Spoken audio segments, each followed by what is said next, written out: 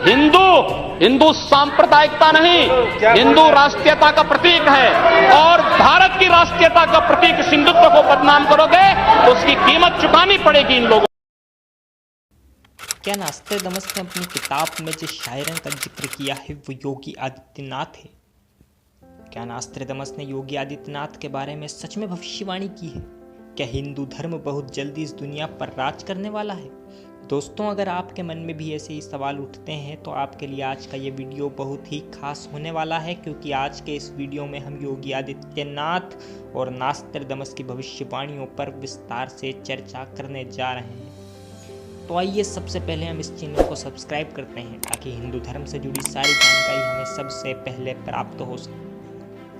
France के महान भविष्यवक्ता नास्त्रदामस के बारे में हम सभी जानते हैं। उन्होंने अपनी किताब में संपूर्ण विश्व के बारे में कई सारी भविष्यवाणियां की है, लेकिन शायरन या महान हीरो के बारे में की गई भविष्यवाणी के बारे में दुनिया भर में सबसे ज़्यादा चर्चा की जाती है।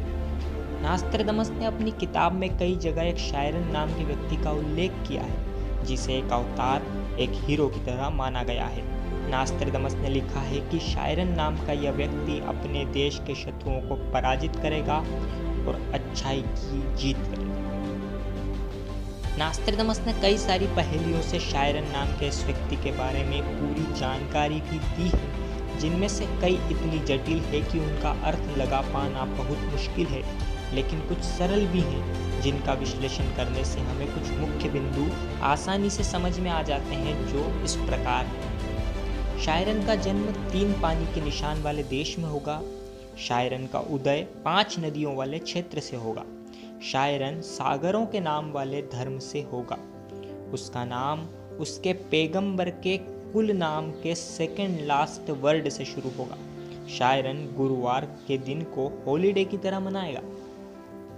वैसे तो नास्त्रदामस की इन भविष्यवाणियों को गुरु नानक देव जी और प्रधानमंत्री नरेंद्र मोदी से जोड़कर देखा जाता है, लेकिन इन दोनों पर ये भविष्यवाणियां बिल्कुल सटीक नहीं बैठती।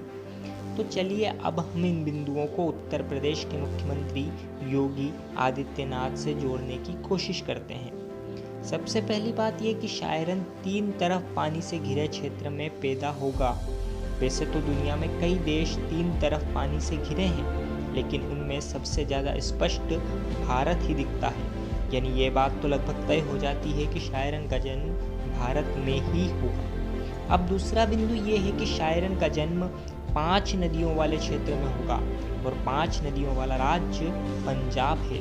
अब आप सोचेंगे कि योगी आदित्यनाथ का जन्म तो उत्तराखंड में हुआ था, तो हम आपको ये बताना चाहते हैं कि उत्तराखंड में भी कई सारी नदियां हैं और योगी आदित्यनाथ का जन्म जिस पौड़ी गढ़वाल जिले में हुआ था वहाँ भी मुख्य रूप से 5 नदियां हैं।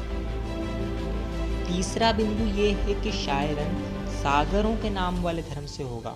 अब अगर हम थोड़ा अध्ययन करें तो हमें पता चलेगा कि दुनिया के जो मुख्य धर्म हैं उनमें सिर्फ हिंदू धर्म ही सागर यानी समुद्र के नाम पर आधारित है।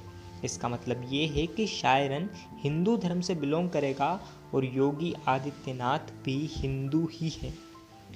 नास्त्रदामस की भविष्यवाणी का चौथा बिंदु ये है, कहता है कि शायरन का नाम उसके पैगंबर के वंश के सेकंड लास्ट वर्ड से शुरू होगा।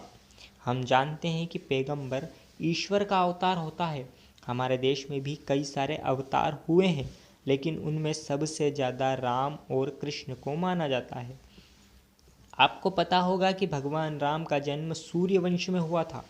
सूर्य की शब्द संरचना में सेकंड लास्ट अक्षर वाय आता है, जो योगी आदित्यनाथ के नाम पर बिल्कुल फिट बैठता है।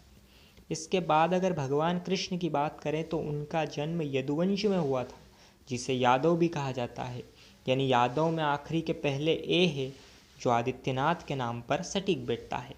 अब हमारा आखिरी बिंदु ये कहता है कि शायरन गुरुवार को खास मानेगा और उस दिन छुट्टी भी मनाएगा। अब ये बात हम सब अच्छी तरह से जानते हैं कि योगी जी भी नाथ संप्रदाय से आते हैं, जहाँ गुरु परंपरा को बहुत ज़्यादा महत्व दिया जाता है और इसीलिए गुरुवार का दिन योगी जी के लिए खास भी है। हालांकि नास्त्रदामस ने कहीं पर भी शायरन शब्द का सीधा वर्णन नहीं किया और ना ही हम इस वीडियो में दी गई जानकारी की प्रामाणिकता का कोई दावा करते हैं, लेकिन अगर बारीकी से समझें तो ऐसा लगता है कि ये भविष्यवाणी योगी आदित्यनाथ पर फिट बैठती है, और वैसे भी योगी जी किसी हीरो से कम नहीं है। दोस्तों, अगर आपको ये जानकारी अच्छी लगी तो वीडियो को लाइक करें और हिंदू धर्म व देश दुनिया से जुड़ी जानकारियों के लिए संदर्भ न्यूज़ को ज़रूर सब्सक्राइब करें। धन्यवाद।